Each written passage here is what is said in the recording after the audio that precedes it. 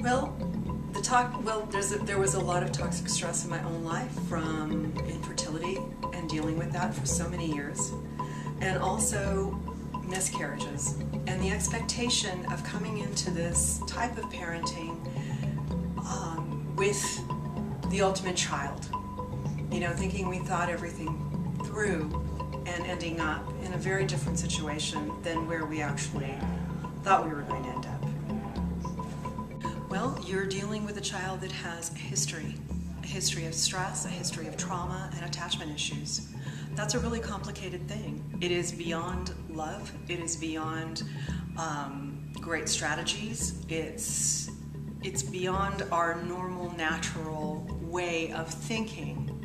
And so we need to reassess and get some professional help to understand what this child actually needs.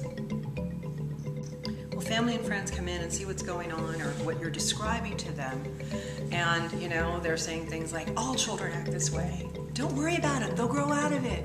It's fine. You know, you're overreacting. When things settle down, they get used to you, you get used to them, then, you know, you'll see a difference.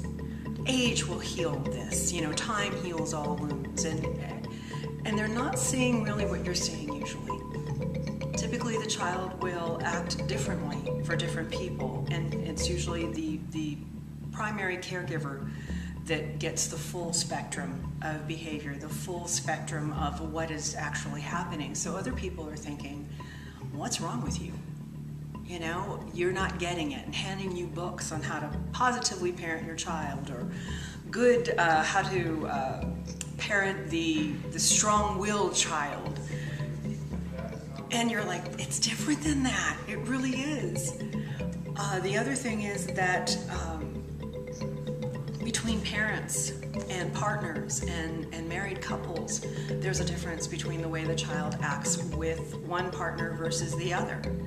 And so there's only one of you that's really seeing what's going on. Usually the child is sweet as sugar for everyone else, or for the dad, or for the mom, whoever, and then crazy for one of them, just totally acting out and off the wall.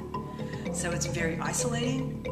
It can get you very estranged from people, and sometimes you withdraw simply because you think there's something wrong with you and you don't want to re-engage this. Early childhood trauma is an epidemic, but attachment disorders, including RAD and developmental trauma disorder, are still widely unrecognized by professionals or the public. Therapists and doctors who have little understanding of the issues related to foster care or adoption or early trauma will often overlook the significance of early traumatic exposure. Sadly, even professionals, many who have worked with traumatized children for years, still don't recognize the neurological and developmental impacts of the child's early traumatic experiences. The thing is, when parents find ATN, the very first thing that they often say is, I am not alone. They find other people who are going through exactly the same thing as they are. Raising a dysregulated child is overwhelming, but it's even more so when you're raising a dysregulated child and you can't find answers. All the normal places that you go to, the doctors, your mom, your friends, are all offering you advice that just doesn't fit, just doesn't work for your situation.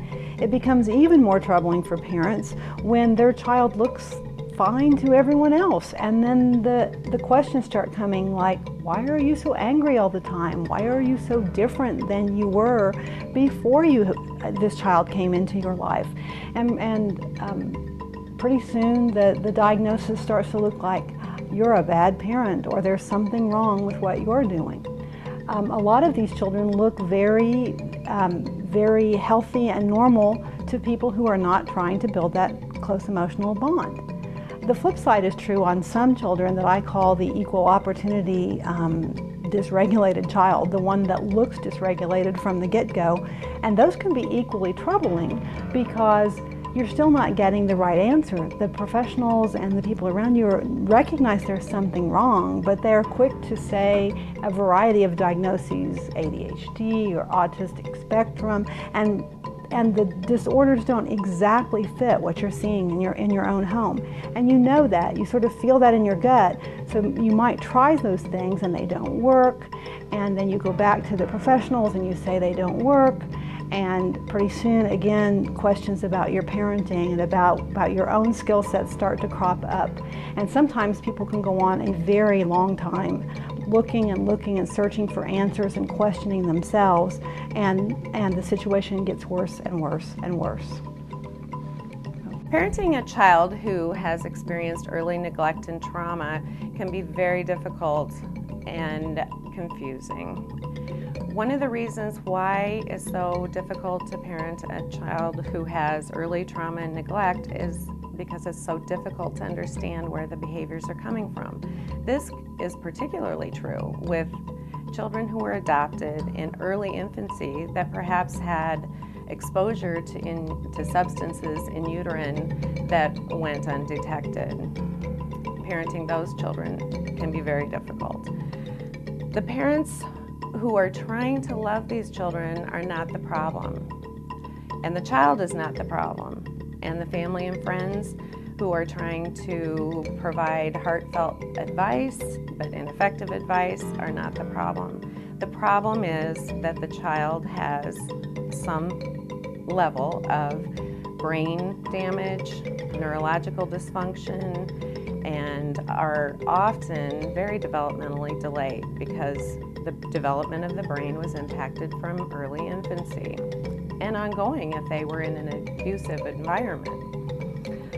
There is hope and there is healing, but it takes a combination of skilled, trauma-informed clinicians and professionals and parents who are well skilled with therapeutic parenting interventions for these children. Otherwise, both parents and child will continue to struggle with creating a healthy relationship. Here at ATN, we have developed webinars and a plethora of resources from worldwide educators and professionals on treatment and the causes of attachment and trauma disorders and developmental delays, and we're here to help you. Using the ATN Learning Center is something that anyone can do, whether you're a parent or a professional who just wants to know more about attachment or trauma. The nice thing is that you can use it from your home, from your office. You can download the webinars and watch them anytime. You can also join into the practical application, life application offerings that we have to actually talk about situations that you're facing and how the things that you've learned in the webinar might actually be applied. That makes this learning a little more interactive and different perhaps than other places that you could receive that. The Learning Center through ATN is that we have a wonderful parent track coming online, and this is something that you can see at your own convenience, on your own computer, at your own in your own time. And it's meant for stressed out, busy parents and caregivers and professionals who need to know more about this topic. In addition to that, in addition to the webinars, we are having life application sessions.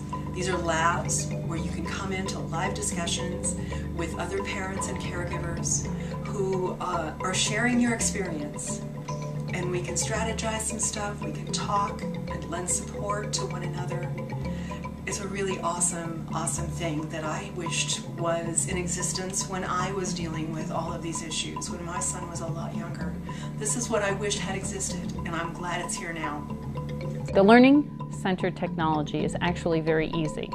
You can sign up for an educational opportunity, a webinar, and a link will be sent to you, allowing you to watch the webinar again and again. Other materials, references, and resources to where you can learn more will then be sent to you.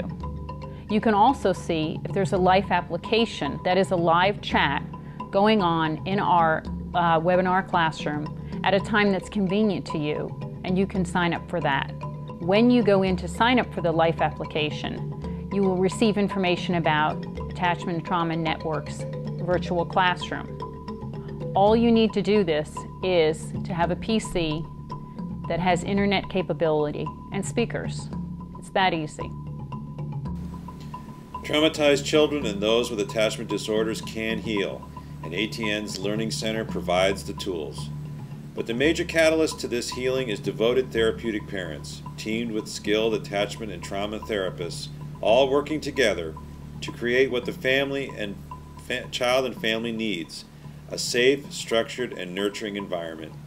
The ATN Learning Center is there to help us all understand what we are facing and how we can most effectively address it. And we can address it best together. Touching trauma at its heart, Attachment and Trauma Network, Incorporated.